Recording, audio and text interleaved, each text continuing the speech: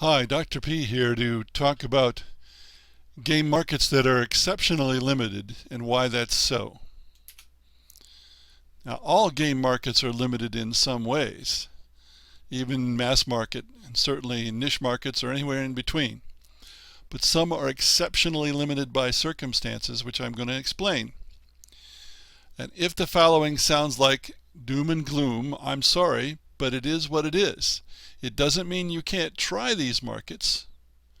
Just recognize how very unlikely you are to succeed to the point of being able to make a living in these markets.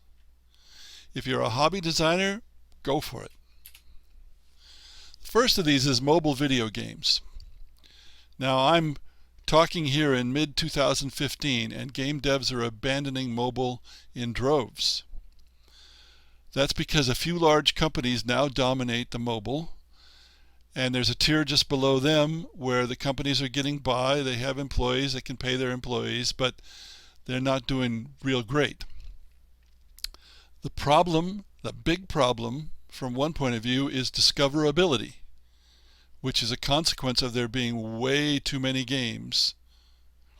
If someone doesn't know about your game, how can they even try it? That's discoverability. There are over 500 new games per day on Apple's store. And I have read that Apple Store is 45% of the overall mobile market. I'm a little skeptical that it's that small. In any case, your game is just a drop in the ocean. It goes up there. It might sell a few copies, or people download a few copies for a week or two or three, and it pretty much disappears. So only games by the big kahunas have enough momentum and enough advertising behind them to be well known. So we have poor results. The mean revenue of a game on Apple's store is $6,000. That is, add up all the revenue, divide by the number of games. The median, which is the number that there are as many below as above, is just $500. The mean, which people normally call the average, is much higher because those big kahunas make millions on their games, and it skews the result. Also, remember, in these numbers, this is not profit. Revenue is sales, including in-game purchases.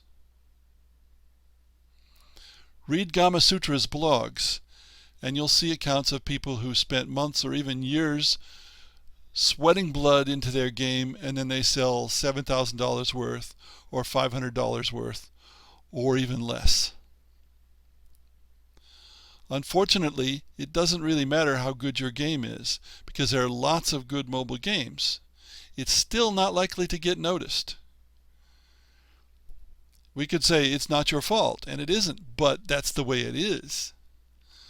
So many game developers are going to PC. Now, PC has its own problems because there's race to the bottom pricing, but you can have niche communities grow up around a game in a way that you just don't see in mobile. The people who buy mobile games don't care about the company, they don't care about the designers. It's one game and then it's another game. There's nothing to keep them buying the games of a particular company, and that makes it that much tougher. Another market that's very limited is console video games, and you might say, well, console games sell millions and millions of dollars. Yes, but can you produce a console game? And the answer is no. We can also say, who knows where consoles are going to go? Is this the last generation of consoles? Yes, Chris Roberts raised $80-some million for a big game, but he is a famous video game designer. He has a big track record from years ago. Do you? A console game takes hundreds of man-years to produce, millions of dollars to market. You just don't have the money to be in that market. You don't have the possibility. No matter how good you are as a game developer, you need hundreds of other people. And those people need to be paid. It's just not going to happen. So for all practical purposes, the console video game market is closed to you. Now, you can make a smaller game and get it on consoles, but that's not the console market. that everybody reads about in the magazines and on Kotaku and so on. Another very limited market is the tabletop role-playing game market. Here again, 2, 3, 4 big companies prosper, but most companies, especially startups, sell very small numbers of the core rules, as in 500 to 1,000 copies is good. Why is this? Well, crowdsourcing is a major culprit here, because there are so many people willing to give away RPG material, or to publish it in electronic form, or are willing to write it at 2 cents a word, that the market is entirely saturated. Add to that many RPGers already have more than enough games and material. Why are they going to buy more? So, only a few of the big companies prosper. Moreover, the entire tabletop RPG market in the USA is only $15 million, which is very small. Compare that with $450 million for collectible card games, or $75 million for board games. You hear a lot about RPGs because RPG fans make a lot of noise, but they don't spend much money, or there just aren't enough of them, one or the other or both. Even worse is the tabletop collectible game market, especially collectible card games, but there are collectible things like chips that you throw on the floor, Cloud Fantasy, and other things. Things you probably never heard of because they didn't make it. Typically people dream of making something that's like Magic the Gathering, only maybe better, and getting rich. But if Magic came out today, it might well flop.